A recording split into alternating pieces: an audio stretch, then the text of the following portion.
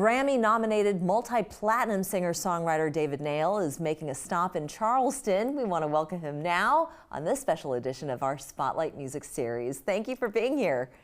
My pleasure. Thank you for having me. So you've been touring extensively all over the place. You're coming back to Charleston. You've been here before.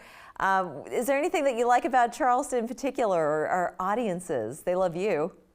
I'm going to be like super cliche. I think King Street's one of those special places. I've spent many an afternoon, going up and down that place. You could easily get spoiled there, but it's one of those places that I don't know how old I was when I first went, but I feel like it was probably a little later, into my career. And then once I went, it definitely lived up to the hype. Yeah, yeah. And you being the music that you sing, it touches and resonates with the audiences here, certainly, as it does elsewhere.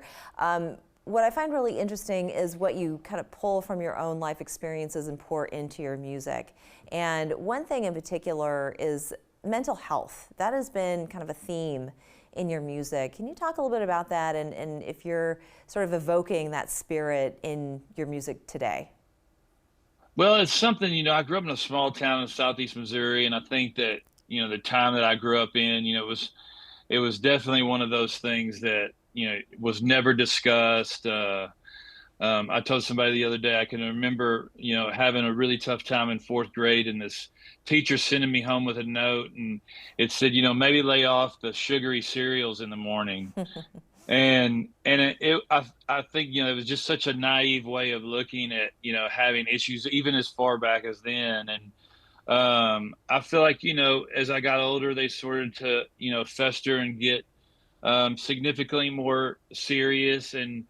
But I think I always had that approach of like, well, no one's really asking me to discuss this, or no one else talking about it, so I'll just sort of bury it inside. And if there were times where I was maybe a little uncomfortable talking about it, I go just, oh well, it's a fiction song, and I think people eventually started to realize that I was sort of full of it, and they were very much about myself. But the people that I've touched, and the people that have come to me and thanked me, I always tell them selfishly, these songs were written for me, but the fact that other people can draw from, obviously extremely flattering and humbling. They feel it's written for them too. What are you working on now? What can your fans look forward to? For the last year, I've been working on a record with a guy named Anderson East, who's from Alabama, but he's sort of a rock and roll soul singer.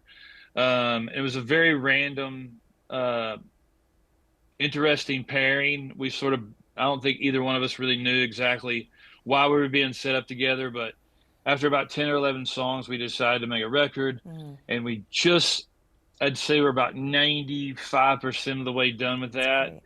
I don't exactly know when that'll be out. I hope to have a song from that project out in the fall. Okay. But here in 2 weeks, we're releasing a song that I wrote with another artist by the name of Dave Barnes, who's had a lot of success, that we wrote 12 years ago. Oh, wow. And it's literally the demo from 12 years ago that I didn't remember making. He didn't remember making. It's resurrected.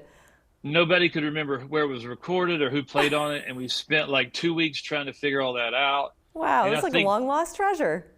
I think throughout all that, like the suspense obviously built, like, okay, this is a sign, we've got to get this out. And so it's a song called Hotel Keys. Great. It's coming out July 11th, and it's crazy. It's me and it's him. He's singing with me, but I don't think most people will realize that it's from 12 years ago. But it's really neat to just be able to hear yourself and go, oh wow, that's a long lost buried treasure. Well, our audience is really looking forward to hearing you perform right here at the Music Farm. This is happening July 10th at 9 p.m. So make sure you get out there, get your tickets, and to see David Nail in person.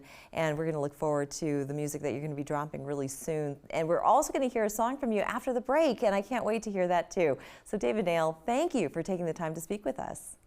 Absolutely. Thank you so much. Anytime. We're back after this.